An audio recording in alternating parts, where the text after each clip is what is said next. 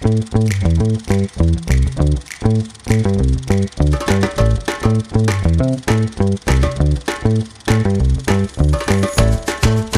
everybody, and welcome to another episode of Kev's Movie Corner. I am Kev, and this week we are talking about Ben-Hur.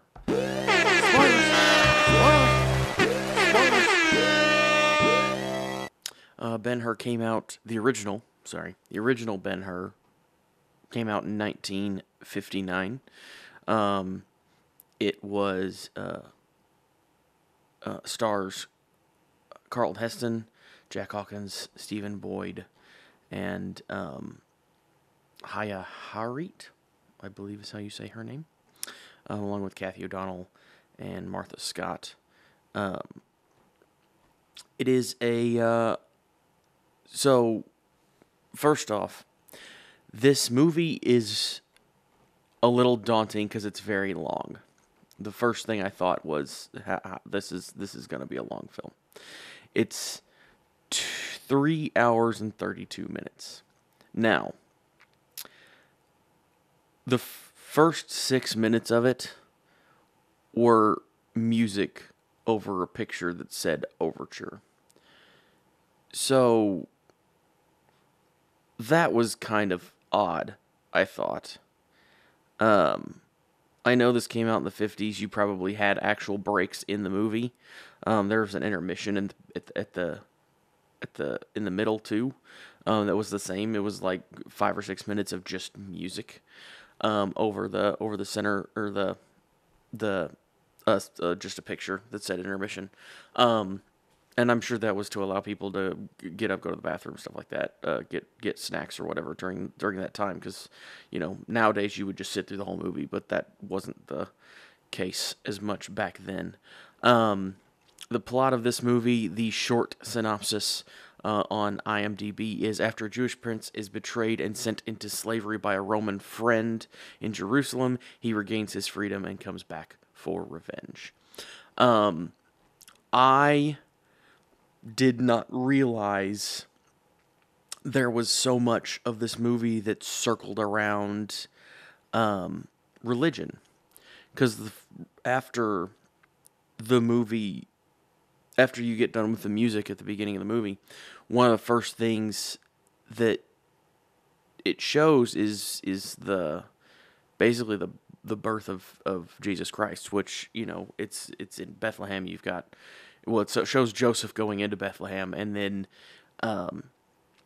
it shows the wise men and the shepherds and everybody coming to see the child and everything else. You see Jesus several times throughout the movie at different points. You never see his face, but obviously know that it's him. And they talk about him too. He's kind of he's the saving grace in the movie. He's what ends up being at the end is what saves the main character from being turning into a horrible person by taking revenge on a bunch of people. But before you get to that, obviously Judah Ben-Hur is the main character. He is played by Charlton Heston, and it starts. You find out that he's like the wealthiest person in Jerusalem. The Romans have come in. His friend is the new leader. One of his childhood friends is the new leader of the Romans in that area, and they get into a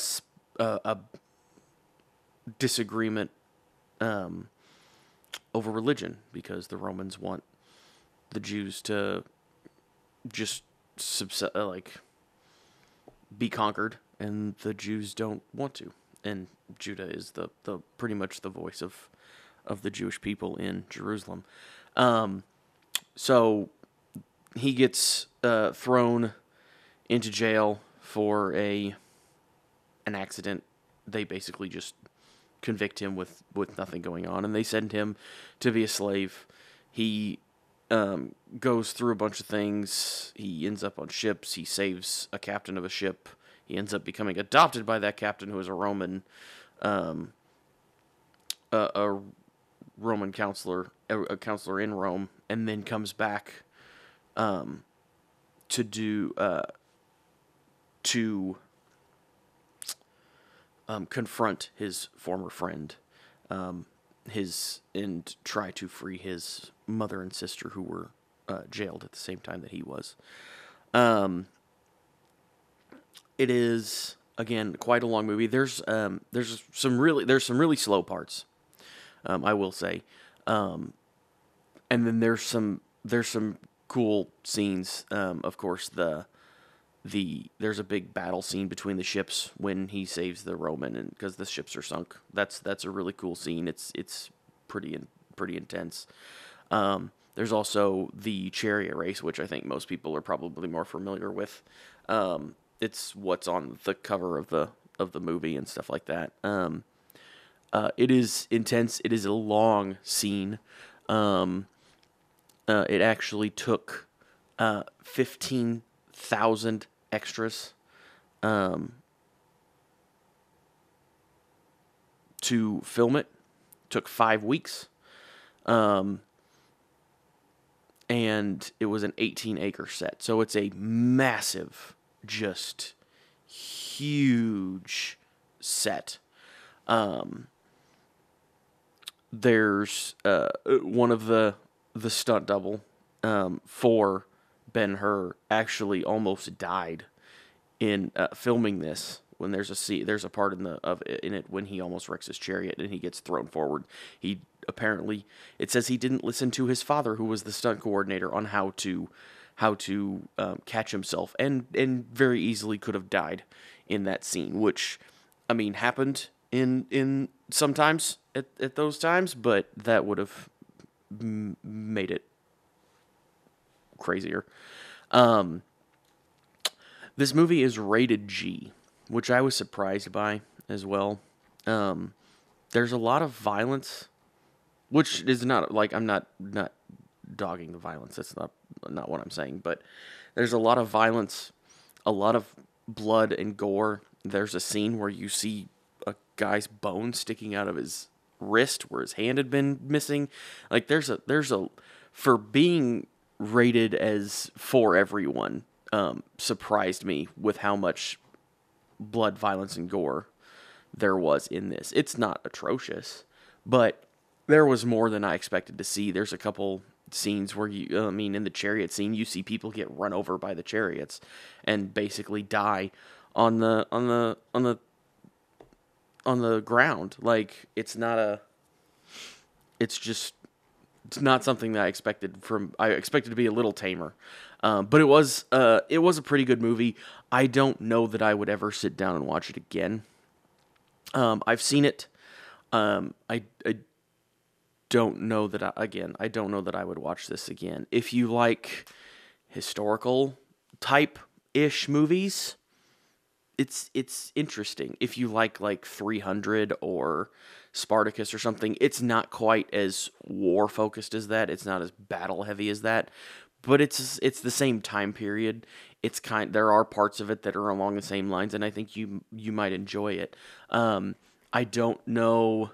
Of course, I watched again the original one from 1950s. I know there was another one that came out in the 2010s that I'm sure has better graphics and better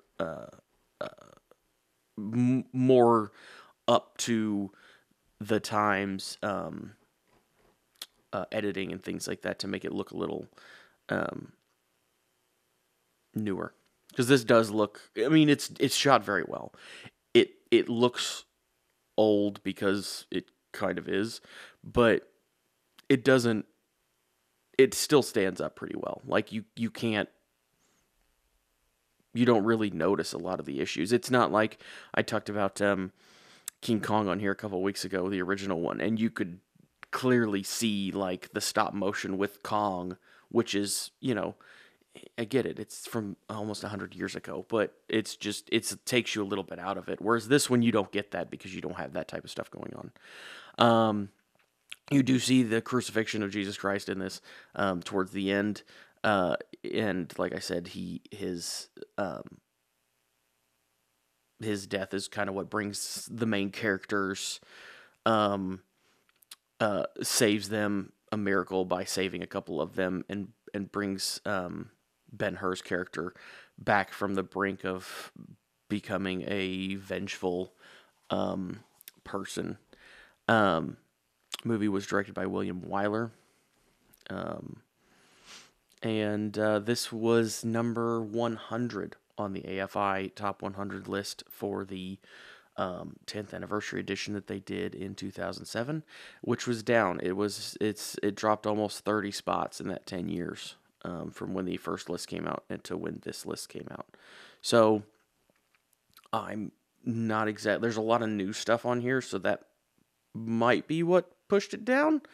I'm not exactly sure what else would have caused it to drop so much. I don't know who decides the AFI list. I don't know who decides to vote on it or where they get their numbers from.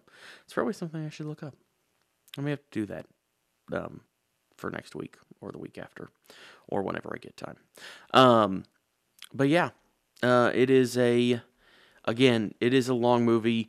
Don't let the time be daunting. You can, like I said, I fast forwarded through the first 5 minutes because it was just a picture that said overture, and then I did the same thing for intermission. So, I mean, I cut down probably 15 minutes out of this. That still means it's 3 hours and 15 minutes long, but it moves relatively. The pace is pretty good, so you're never too. There are some slow moments, but you're never too long with those to where you can't pass through them. But anyway, I think that's about all I've got for you guys this week. Next week, watching Lawrence of Arabia from 1962, so kind of staying in that same time frame of years these were created. So yeah, don't forget to like, subscribe, comment, and I will talk to you next week.